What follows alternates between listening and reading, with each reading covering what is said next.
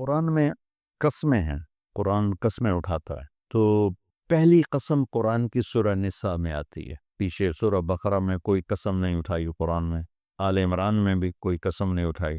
اس کے بعد سورہ نساء میں پہلی قسم ہے اور بہت عالی شان، خیر سارا قرآن ہی عالی شان، لیکن جتنی قسمیں قرآن نے اٹھائی ہیں، پہلی قسم ہے فلا وربک، اور آخری قسم ہے والعصر ان الانسان لفی خسر۔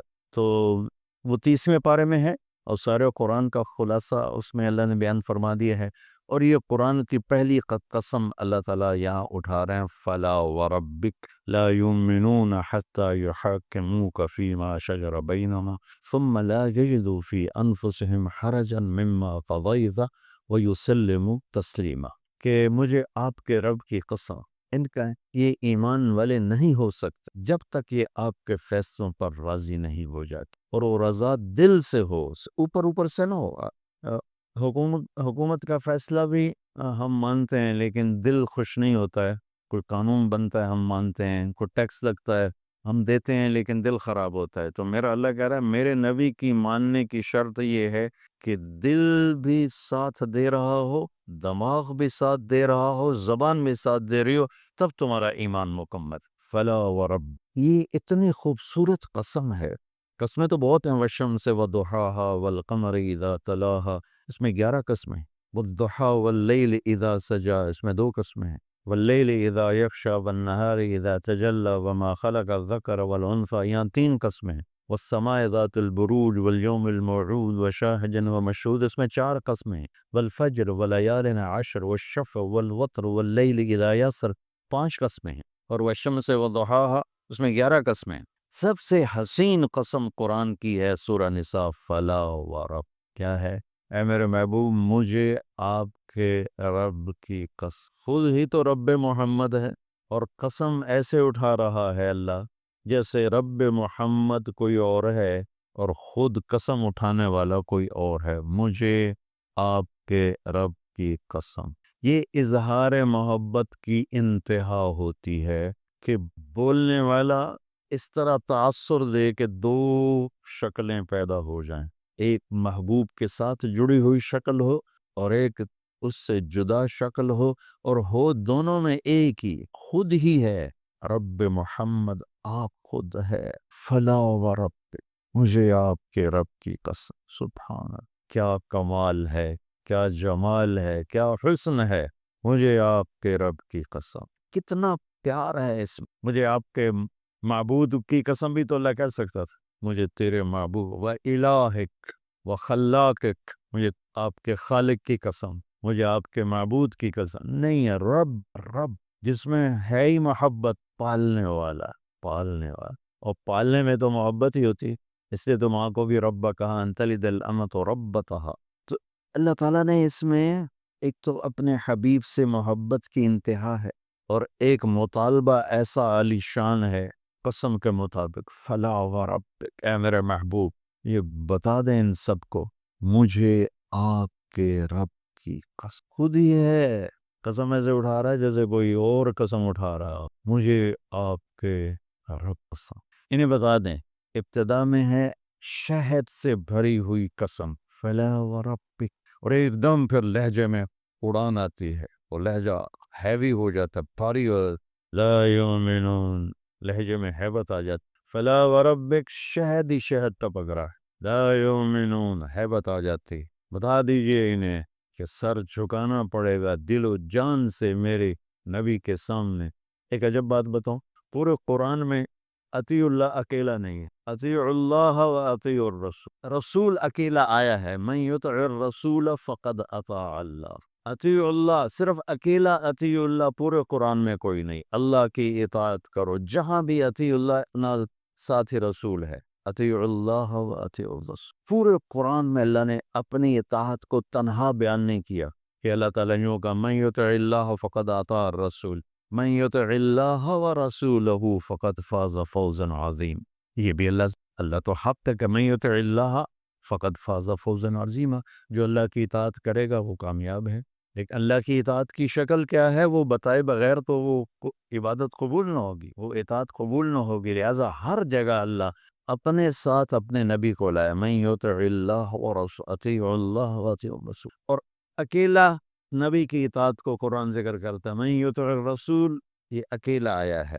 من یطع اللہ اکیلا کوئی نہیں آیا، سبحان اللہ، کہ تسلیم و رضا ہو، تسلیم و رضا ہو، سمعا و طاعتا، دل بھی سر جھکا دے اور یہ سر بھی نیچے جھک جائے اور دل و جان اللہ کے نبی کی بات کرو۔ ایک واقعہ سنا تو، ایک صحابی آئے، کہنے کہ یا رسول اللہ میرا پڑوسی ہے، وہ منافق تھا، اس کی کھجور تھوڑا یوں ٹیڑھی ہو کر میرے گھر کی طرف اس کے شاخیں ہیں، جب پھل آتا ہے تو کھجوریں پک کر نیچے گرتی ہیں، میرے چھوٹے چھوٹے بچے ہیں وہ اٹھا لیتے ہیں، تو یہ ادھر سے بھاگا بھاگا آتا ہے اور ان کے منہ سے کھجوریں نکال لیتا، تو آپ مہربانی کریں صرف اس کو یہ سمجھا دیں کہ اتنی سختی نہ کہ جو گر گئی کھجور وہ تو گر گئی، کسی نے بچے نے اٹھا لی، تیرے کام کی تو ہے نہیں۔ تو آپ نے کہا ٹھیک، اپنے سے بلایا، کہا بھائی وہ کھجور کا میں تو ہمارے ساتھ سودا کرنا چاہتا ہوں۔ کہا جی کیا؟ کہا وہ مجھے دے دو اور اس کے بدلے میں جنت میں ایک کھجور مجھ سے لے۔ اور وہ تو تھا منافق، وہ کہنے لگا یا رسول اللہ یہ کھجور مجھے بڑی پسند ہے، میرے بچوں کو اس کا پھل بڑا پسند ہے، ہم سارے گھر والے اس کے پھل کے بڑے شیدائی ہیں، اگر کوئی اور کھجور آپ فرماتے میں فوراً پیش کر دیتا، لیکن یہ بڑا مشکل ہے، یہ تو نہیں دے سکتا۔ آپ خاموش ہو گئے، اٹھ کے چلا گیا۔ ابو الدحداح ایک انصاری صحابی بیٹھے ہیں، وہ کہنے لگے یا رسول اللہ اگر میں آپ کو کھجور لے کے دے دوں تو مجھ سے وعدہ فرماتے ہیں جنت میں کھجور لے کر دیں گے؟ ہمیں کہا ہاں جو بھی کر دے، میں وعدہ، میں کہا بہت اچھا۔ پیچھے پہنچ گئے، اے بھائی کھجور کا سودا کرو، کرے جا، میں نے اللہ کے نبی کے ساتھ نہیں کیا، تمہارے ساتھ کروں؟ کہنے لگے منہ مانگی قیمت لے لو۔ کہا بھائی میں نے بیچنی نہیں۔ کہا بھائی تو مانگ تو صحیح۔ تو اس نے جان چھڑانے کے لیے کہا نہ نومن تیل جلے گا نہ رادھا ناچے گی۔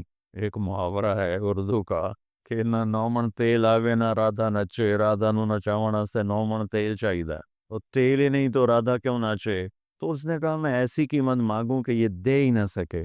کہنے لگا اپنا باغ دے دو اور کھجور لے لو۔ اس کے باغ میں 600 کھجوریں تھیں، ابو الدحداح کے باغ میں 600 کھجوروں کا باغ تھا۔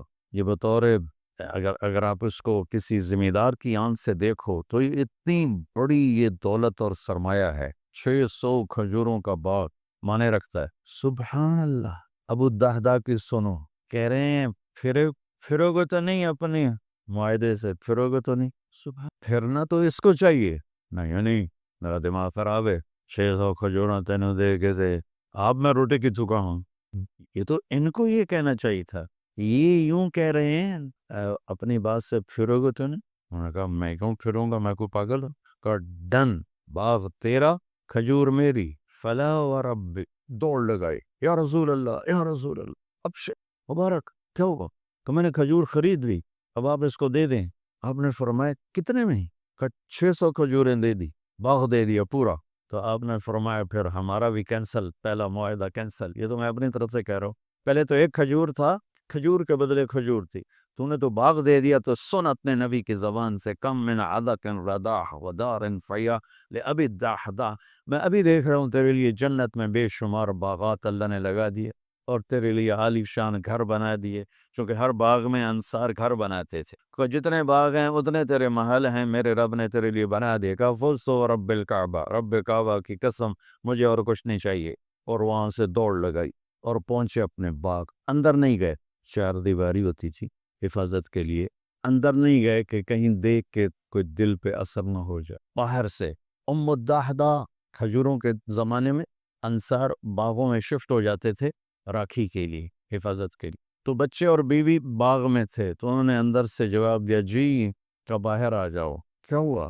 کہ ہم نے باغ اللہ کے نبی کے ہاتھ بیچ دیا ہے اور اس کے بدلے میں ہمیں جنت میں باغ مل گیا ہے۔ تو ان کی بیگم نے یہ کہا رب حل پہ، کیا بڑا سودا کر لیا آپ نے، کیا بڑا سودا کر لیا۔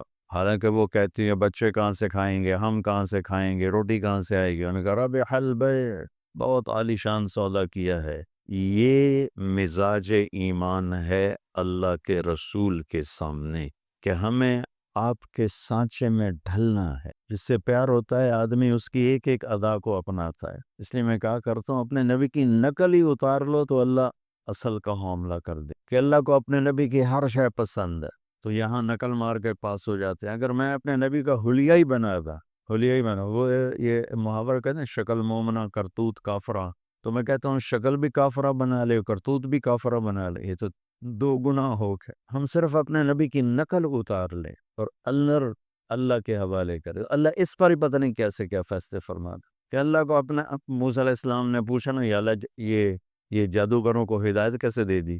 کہا تیری نقل اتار کے آئے تھے، تیرے جیسا لباس پہن کر آئے تھے، مجھے اچھے لگے، میں نے سب کو ہدایت دی۔ تو ہم بھی اپنے نبی کی نقل اتار لیں، پھر اپنی جنت میں ایک جمعہ بازار لگے گا، حدیث یاد آ، تو اللہ کے دیدار سے جب واپسی ہوگی ہر جمعے یہ بازار لگے گا، عورتوں کا الگ ہوگا، مردوں کا الگ ہوگا، اور اس میں جنت کی حوروں کے لیے نہیں، ایمان والی عورتوں کے لیے یہ بازار ہے اور مردوں کے لیے۔ اس بازار میں اور پتہ نہیں کیا کچھ ہوگا، لیکن ایک چیز جس کو میرے نبی نے ہائی لائٹ کیا کہ اس میں بڑی خوبصورت تصویریں لگی ہوں، عورتوں کے بازار میں عورتوں کی ہوں گی اور مردوں کے بازار میں مردوں کی تصویریں ہوں۔ ہر تصویر کے نیچے لکھا ہوگا اگر آپ کو میں پسند ہوں تو میں آپ کے سانچے میں ڈھل سکتی۔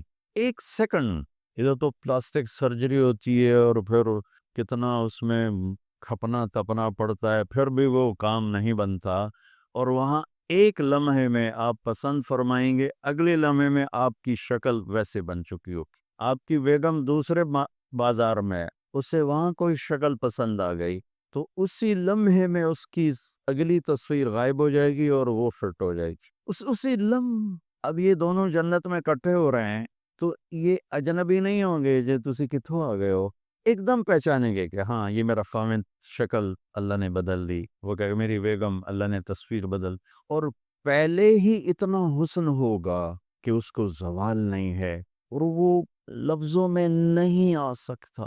كأنهن الياقوت والمرجان كأمثال اللؤلؤ المكنون كأنهن بيض مكنون عربا اترابا کواعبا۔ کیا تعریف اللہ کر رہا ہے جنت کی لڑکی کی۔ انا انشأناہن انشاء فجعلناہن ابکارا عربا اترابا لاصحاب الجميع ثلة من الاولین وثلة من الآخرین عندهم قاصرات الطرف اتراب فيهن قاصرات الطرف لم يطمثهن انس قبلهم ولا جان كأنهن الياقوت والمرجان فيهن خيرات حسان حور مكسورات في الخيام لم يطمثهن انس قبلهم ولا جان فبأي آلاء ربكما تكذبان۔ پہلے اتنی انتہا ہے حسن و جمال کی، پھر اس پر مزید وہ تصویریں اس سے بھی عالی شان ہوں گی۔ آپ مجھے پسند فرمائے تو میں آپ کے اندر ڈھل سکتی ہوں، میں یوں ہوگا تو یہ شوق تو جنت میں پورے ہو جائیں گے۔ یہاں وہ اپنے آپ کو بناؤ جو میرے نبی نے اپنے آپ کو بنایا، اپنے نبی کی نقل اتار، اللہ کو اچھے لگو۔ میں کوئٹہ میں تھا جماعت میں، بیان کے بعد کمرے میں تھا تو باہر رش تھا، دروازے میں شیشہ لگا ہوا تھا، تو ایک آدمی رونے کی شکل ساتھ ایک بچہ، تو مجھے اندازہ ہو گیا ملنا چاہتا ہے اور ساتھی ملنے کے لیے روک رہے تھے، بیان کر کے آیا۔ میں نے کہا اس آدمی کو اندر بھیج دو۔ وہ اندر آیا، اس کے ساتھ اس کا بچہ تھا، اور آتے میرے سامنے، جی میرے بیٹے کے لیے دعا کرو، اور ساتھ ہی رونے لگا، یہ بیمار ہے۔ میں نے کہا اس کو کیا ہے؟ کہ اس کے دل میں سوراخ ہے۔ میں نے کہا تو اس کا تو آپریشن ہوتا ہے۔ کہ میں غریب آدمی ہوں، 2.5-3 لاکھ کا خرچہ ہے، میں کہاں سے کروں؟ میں نے اس کے بیٹے کو دیکھا اس کے بعد، تو وہ مجھے بالکل اپنے بیٹے علی کا ہم شکل نظر آیا۔ وہ بھی چھوٹا تھا۔ اب یقین مانے میں نہیں جانتا وہ کون آدمی ہے، کون ہے، صرف اس بچے میں نے اپنے بچے کی شبیہ دیکھی، مجھے اتنا پیار آیا۔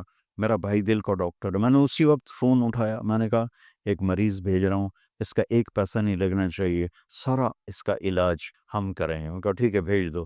اس کا صرف کوئٹے سے لاہور کا کرایہ اور لاہور سے کوئٹے کا کرایہ خرچ ہوا، باقی سارا انتظام کیا کس بات پر؟ میرے بیٹے کے مشابہ تھا۔ تو میں ایک چھوٹا سا آدمی ہوں اور اپنے بچے کی شبیہ سے محبت آئی اور میں نے اس کا علاج کروایا۔ تو جب اللہ اپنے حبیب کی شبیہ تم میں دیکھے گا تو اس کو کتنا پیار آئے گا۔ تو یہ فلا و ربک میں اللہ نے اپنے حبیب سے عشق مانگا ہے، سمعا و طاعتا، عشق مانگا ہے، پیار مانگا ہے، محبت مانگی ہے۔ صرف یہ نہیں مانگا کہ اس کے فیصلے قبول کرو، یہ مانگا ہے کہ دل جان کی گہرائیوں سے قبول کر